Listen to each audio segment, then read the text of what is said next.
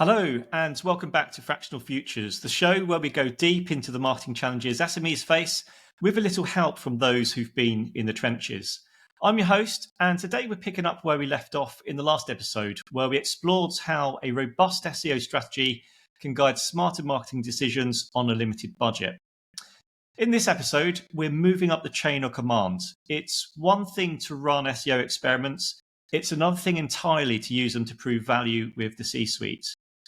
Marketing leaders today are under increasing pressure to justify long-term investments like SEO in a world that favors short-term performance metrics. So how can marketing leaders connect the dots between organic performance and business outcomes? I'm delighted to be joined once again by Ryan Jones, Marketing Manager at SEO Testing, a platform built to help marketers run structured SEO experiments and prove performance. Ryan's experience sits right at the intersection of technical SEO, data analysis, and commercial storytelling, which makes him the perfect guest to help us navigate how CMOs can turn SEO into a boardroom conversation. Hi, Ryan. Welcome to the show. How are you today? Yeah, I'm good. Thank you. Thank you for having me on again. Excited to chat a bit more. Good stuff. And I know you've got a special offer for our listeners. Would you like to share a little bit more about that? Yeah, we do. So anyone listening to the Fractional Futures podcast can take or make use of an extended trial to SEO testing. So as standard, we offer everyone 14-day free trial, but this extended trial will give you 45 days to use the platform. Fantastic. And I have tried it myself and it's very useful. So thanks for that offer, Ryan. It's really appreciated. So shall we dive into the first topic? You ready? Yeah, let's do it. Good stuff. So the first thing I want to look at is kind of the CMO's challenge, SEO versus other channels. SEO can be one of the most cost-effective channels over time, and we explored that in the last episode. But it's often one of the hardest channels to measure, especially compared to something like pay-per-click, where the data is immediate. Ryan, why does SEO often struggle to prove its ROI in the traditional dashboard? And how can marketing leaders get a better alignment of organic efforts with high-level business metrics like revenue, customer acquisition cost, and customer lifetime value? I think it comes down to, obviously, the difference is in between SEO and PPC, for instance, is obviously you can see the PPC return on investment almost immediately in the dashboard, and that's kind of what it's built for. The difficult thing with SEO is it kind of has an influence across more channels than just search engines. So you might start by creating top of the funnel content for sort of visitors at the informational stage. They'll read a guide, see it's really useful, but they're not quite ready to go to that next stage yet. They're not quite ready to start comparing or purchasing. So they'll often leave, and that's one of the metrics that we can see from that is obviously we can look and say, okay, well, 1,000 people have seen this guide, but we've not seen any conversions from it. And in that sense, you're not seeing any conversions going from guide to conversion. But I think one of the things that we need to track is who goes from guide to then maybe they come back through a remarketing channel on social media and something, and then they buy from that. But it's all about tracking that, almost like that first click attribution, I think is really useful when it comes to SEO. But also realizing that SEO is one of those channels that the attribution is always going to be slightly messy because it's so long compared to other marketing disciplines. So I think that needs to factor into the conversation as well. And what approaches would you recommend if you're consulting with a client and they're kind of starting from scratch? How do you build that roadmap? How do you map out the attribution? How do you map out the SEO? How do you map out the channels? What is the best approach to consider that?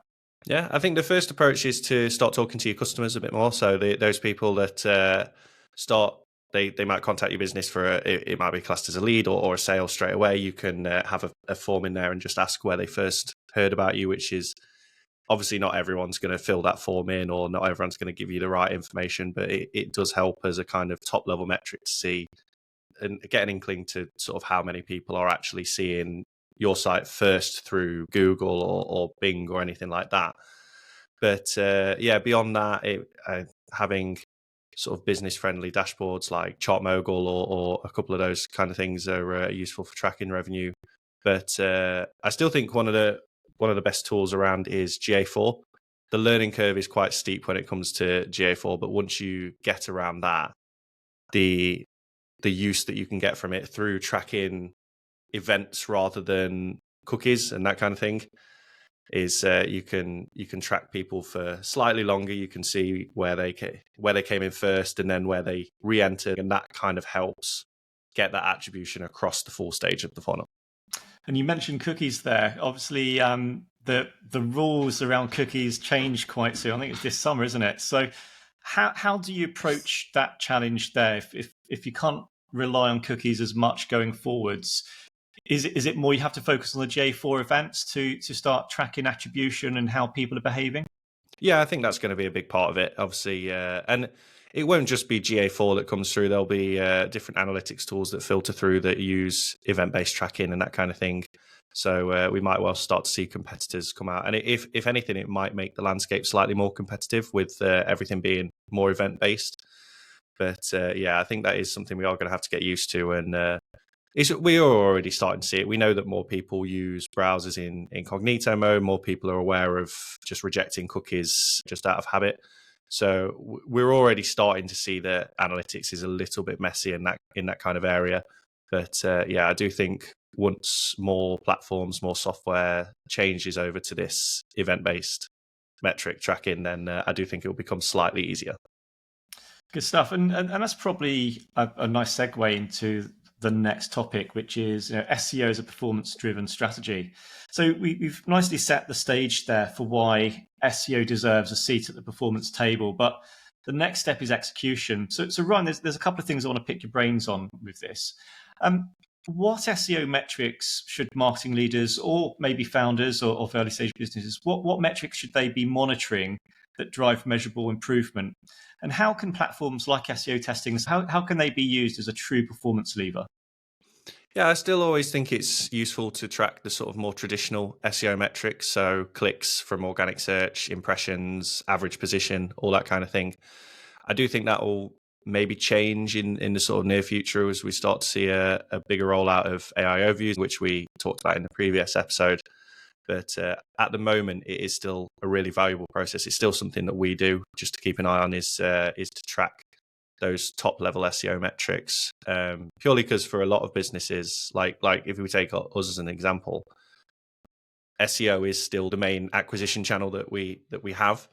And while we're spending time building up social media and other acquisition channels, SEO is still the main one, and we can't forget about that and just move on to the next thing. So I do think it's still important to track those top level metrics.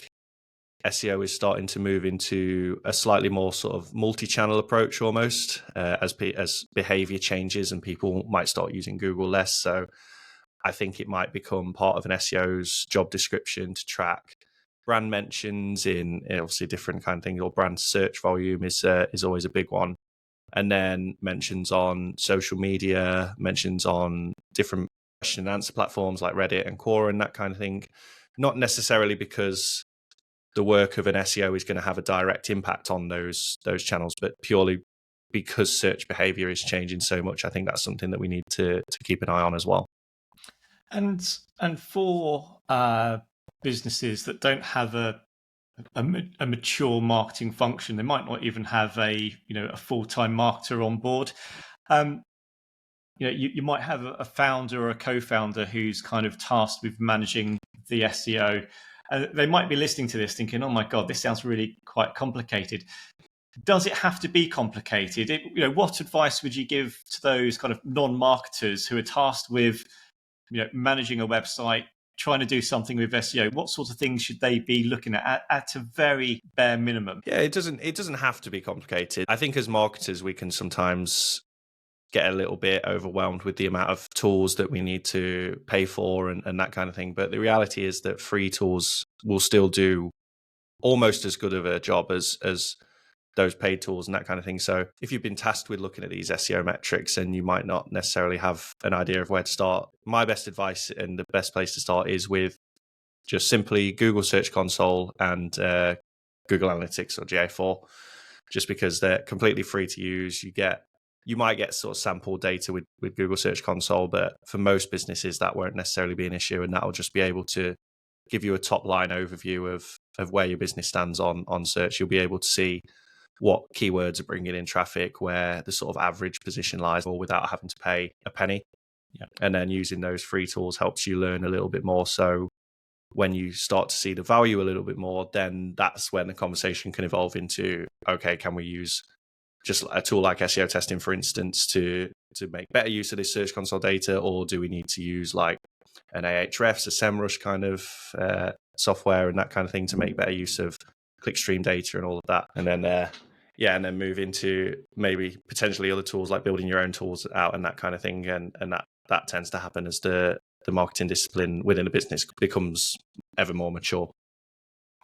Some of the clients that I work with, and certainly when I'm speaking to prospects who are talking about their marketing challenges, SEO always comes up. They say, oh, we need to do, we want to rank high. We need to do something with SEO. We've been using an agency. We don't know what the agency are doing. From an organizational point of view, if you're outsourcing the SEO strategy to an agency and you don't really know what questions to ask them, how can you track the performance of that agency? Because I've seen, that there's been one or two scrupulous agencies that I've had to cut off because they were just not doing anything. So how can you kind of police what an agency might be doing if they're tasked with managing your SEO? Yeah, I think the first thing to start off is kind of having a top level overview of the work that's been done each month, just to keep track. So with some agencies, they might not necessarily work on a monthly reporting basis, and that in most cases that's absolutely fine. But I still think it's useful to get an overview of what work's been done each month. So whether that's a quick call over Zoom or an email that's sent over from the agency to the client and that kind of thing, just explaining the work that's been done. And from then you can go and check yourself as to whether that work has had any kind of impact at all.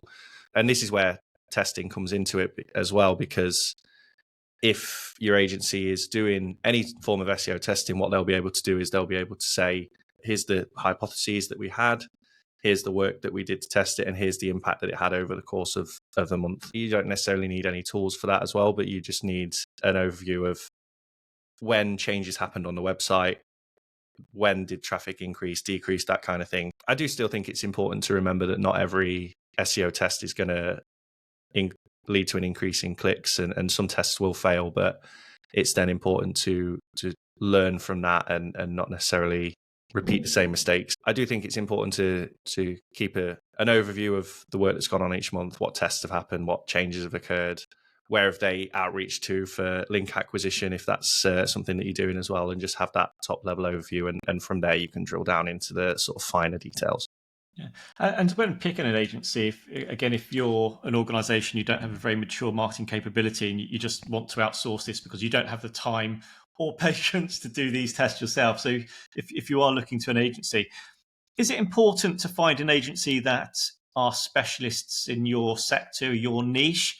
Or is the theory that you can go to any SEO agency and it doesn't matter what sector you're in, they should still do a good job? What are your thoughts around that?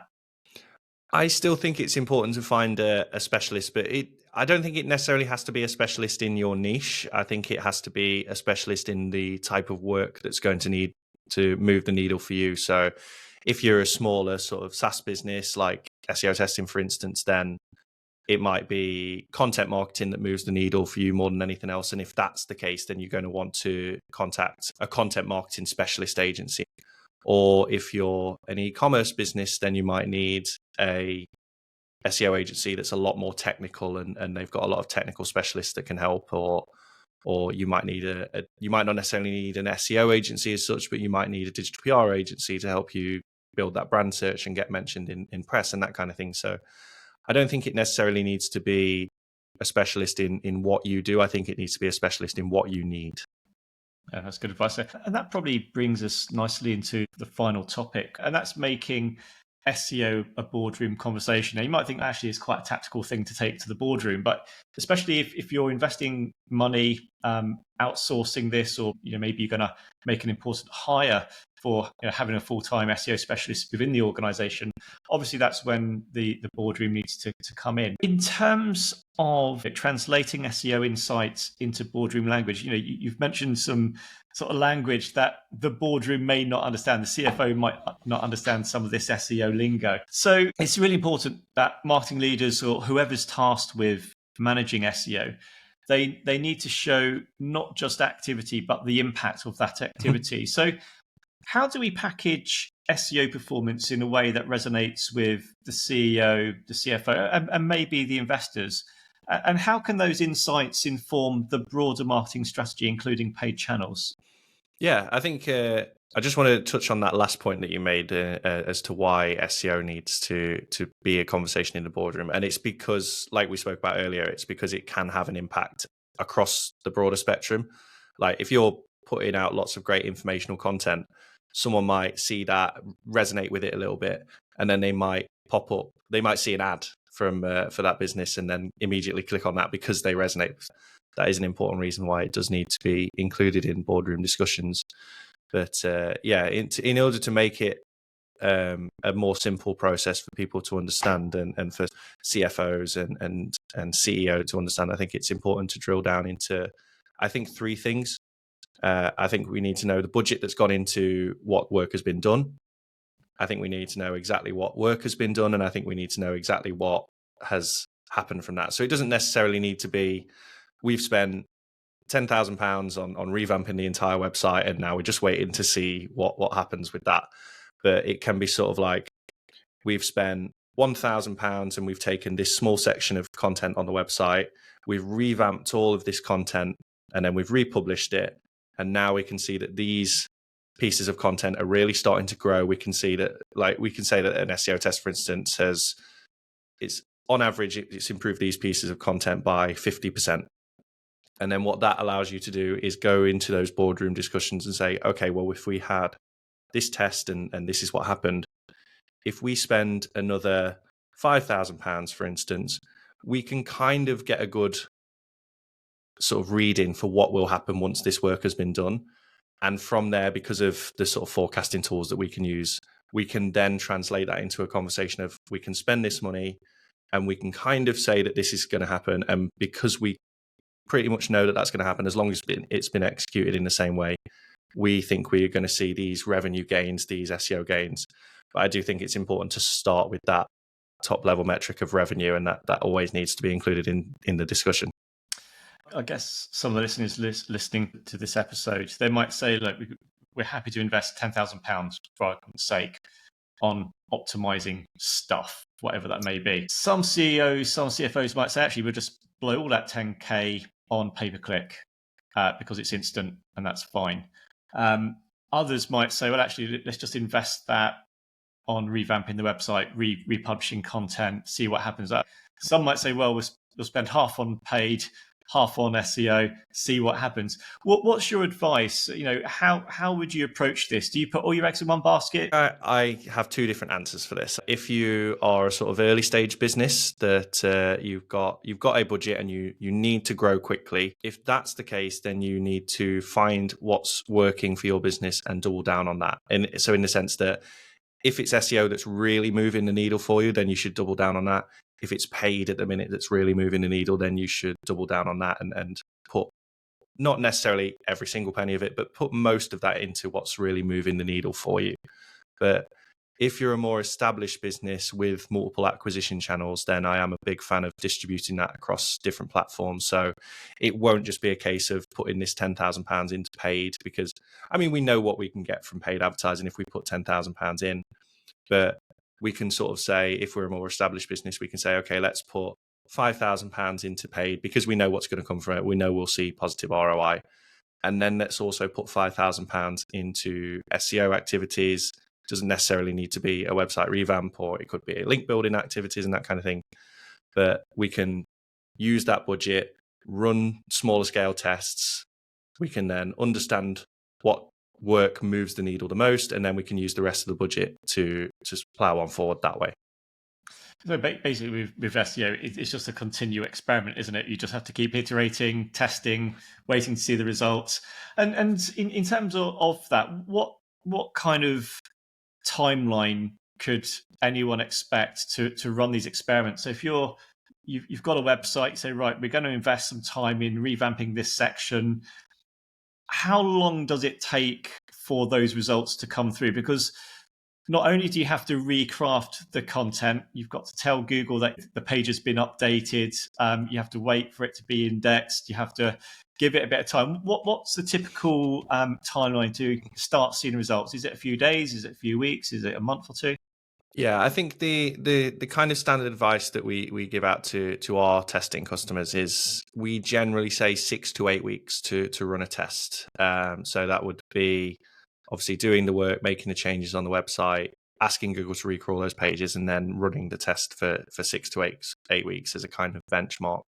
But there are caveats as to that, as to if your website is getting more traffic. So you might be a large e-commerce site, for instance, then you'll reach statistical significance a lot quicker. And the likelihood is that you might only need to run that test for 2 weeks, 3 weeks. But if you're on the smaller end, then you might need to run it for longer. It is just about waiting to get enough clicks to reach that statistically significant result. And then you can really say, okay, well, we can be a lot more confident that this is a causal change and it's not anything that's correlational. So it comes down to waiting just enough to get statistical significance. You mentioned there that these experiments could take 6 to 8 weeks. So now you can guarantee you'll start one of these experiments, then midway through, Google will release a new core update or algorithm change. How do those changes impact that experiment? Because you're kind of comparing apples with oranges, aren't you? What happens? Is it you just have to suck it up, or do you have to maybe rerun the test again once the core update's embedded down? Yeah, that's something that we've seen ourselves. We've been running lots of tests, and then we've had Google release core updates. So it is a problem for sure. But I think what needs to happen in that sense is wait for the core update to reach its conclusion, and then rerun the test. But obviously, if you've already done the work and you're just in that results gathering stage, then I don't think there's much use in reverting that change during a core update only to then do the same change again. So if that kind of stuff has happened, then it is okay to leave it, but you might just need to disregard those few URLs and retest again. But don't let work go down the drain just because a core update has happened. But yeah, if you're in the process of planning work and a core update happens, it is always a good idea just to pause that and just wait for Google to settle down again, and then run the test when we can be more assured that it's causal change and not correlational because of this core update. And let's say you do one of these experiments, it's not impacted by a core update or anything like that, and the result of that experiment pushes you backwards from your original starting point. Does that constant chopping and changing, does that impact your authority on Google at all? Or does Google say, actually, we can see this company, they're testing the website, they're making iterative changes, yes, it's going up, sometimes it's going down. Does that impact your overall Google performance? Or how does that work?